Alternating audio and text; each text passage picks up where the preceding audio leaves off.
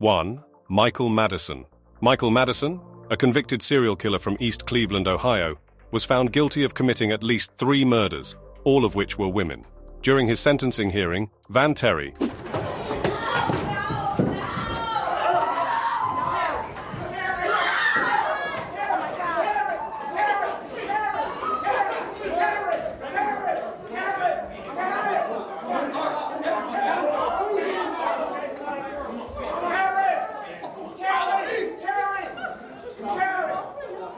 the father of an 18-year-old daughter who was tortured and murdered by Madison, took the stand to deliver a victim impact statement. Terry expressed a willingness to forgive Madison, stating that they may need to forgive this individual in their hearts. As Terry stared at Madison, reports indicate that Madison smiled back, mocking the heartbroken father.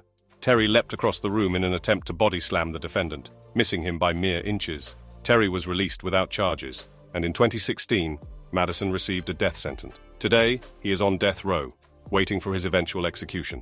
2. Dale Williams. Dale Williams received his sentencing after admitting to causing a car accident with his ex-girlfriend and subsequently fatally shooting her. The victim, who was a mother, had her 2 sons present in the courtroom during the proceedings. A moment captured on camera shows 30-year-old Anthony D. sliding over the table and 23-year-old Jerome Stewart moving around. We are back inside a Mahoning County courtroom today for the sentencing of convicted killer Dale Williams. Now, this case has received national attention after the sons of the victim attacked Williams in court last week.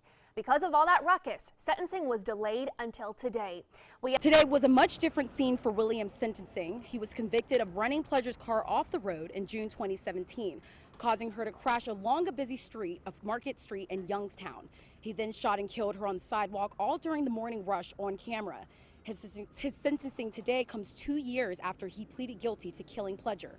This trial has been very emotional, with tensions running high. In the scene, Anthony is seen grabbing Williams by the leg. Following these actions, there is applause and music in the courtroom. Subsequently, after the initial postponement of Dale Williams' sentencing, he was later sentenced to 23 years to life.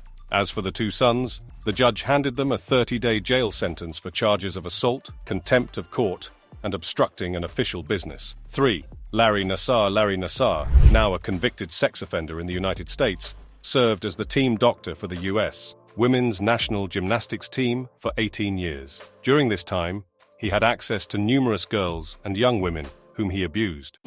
Disgraced former sports doctor Larry Nassar was violently attacked at a federal prison in Florida. According to ABC News, the inmates were watching the women's Wimbledon tennis tournament this past Sunday. Nassar allegedly made a lewd comment to other inmates. That comment triggered the suspect, and later that day, he allegedly went to Nassar's cell with a manufactured weapon and stabbed him at least 6 times.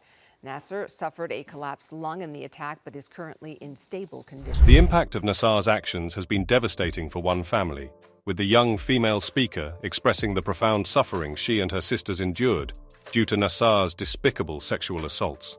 In a courtroom exchange, the girl's father expressed his anger, stating that his family has gone through a harrowing experience because of Nassar's actions. He asked the judge for the opportunity to have just 5 minutes alone with Nassar as part of his sentence. The judge explained that such actions are not permissible within the legal system. The father then asked for 1 minute alone with the defendant. When the judge refused again, the father sprinted across the room and lunged at Nassar, attacking him. Security wrestled the man to the ground as he shouted, "I want that son of a bitch." Larry Nassar was ultimately sentenced to 40 to 175 years in prison for various charges, with an additional 60-year sentence to be served separately. Effectively, he is facing at least 100 years in prison, amounting to a life sentence. The father, while expressing strong emotions, will not face any criminal charges for his intense reaction in court. 4. Clifford Thomas. Clifford Thomas, the boyfriend of the 3-year-old child's mother, faced court proceedings after the child's death. During the sentencing for a 3-year-old girl's death, a brawl broke out in a Detroit courtroom when the girl's father attacked and then began yelling and punching Thomas, who was awaiting his sentence.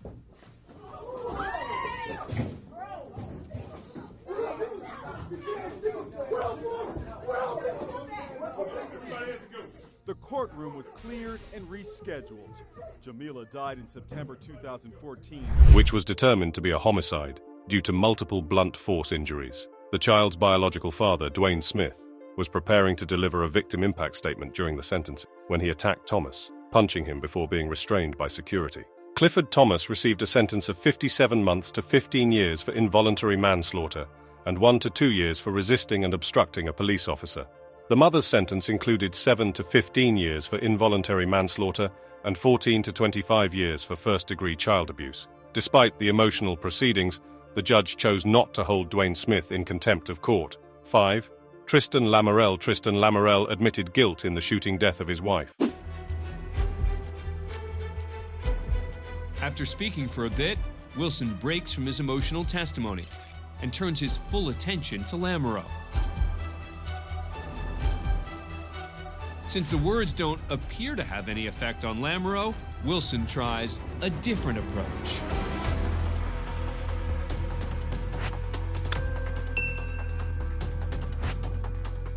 During the sentencing, the brother of the deceased approached to deliver a victim impact statement, maintaining direct eye contact with the man responsible for his sister's murder. Full of rage, he attacked Lamarelle in the courtroom, causing a dramatic scene. Subsequently, the brother was swiftly escorted out of the courtroom, and there were no reported charges against him. Tristan Lamarelle received a sentence of 15 years to life in prison. 6. Jason Howard.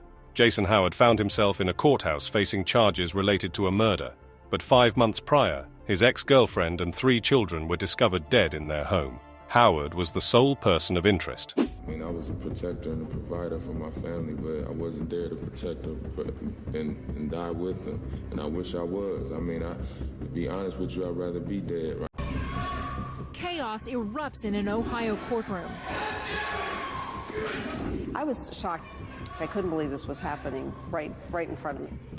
But it's the family of the victim in another murder case that suddenly charges into the courtroom in a raw and emotional outburst. Rooms where somebody in the back of the courtroom would jump up and start screaming for a few seconds, but nothing quite like this. We're in Warren, Ohio on a murder charge, but police in Columbus were also looking at him on a murder. And during an interview, he asserted his innocence, expressing regret for not being able to protect them.